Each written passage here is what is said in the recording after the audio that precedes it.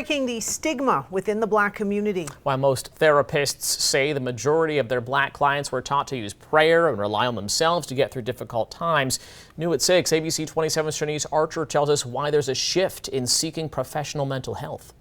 Seeing a trend upwards where people in the African American community are now seeking more mental health services.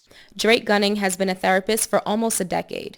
He says because of stigma surrounding mental health, African Americans are more hesitant when seeking the proper resources. Growing up, we're as African Americans, we're used to kind of keeping everything in-house within the family. According to Gunning, some people were taught to pray about their issues and speak to their pastor. But over the years, this has changed. I'm now finding even pastors will call me and say, hey, I've gone as far as I can go with my one of my members. Can you actually provide therapy to them?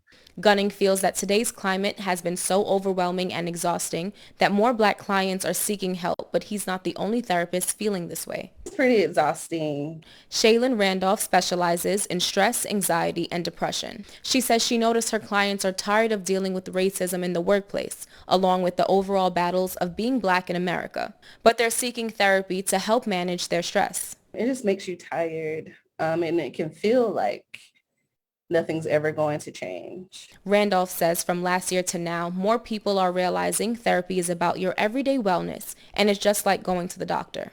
I would say a lot of Black Americans specifically, they grew up thinking you only go see a therapist if you're suicidal or maybe you have a severe mental health problem. She says her goal is to continue to break that stigma, and she feels good seeing more clients that look like her are seeking the help they need. Therapy is a tool to help your family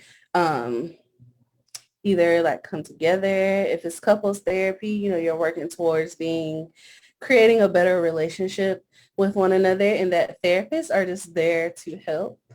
In Tallahassee, Shanice Archer, ABC 27.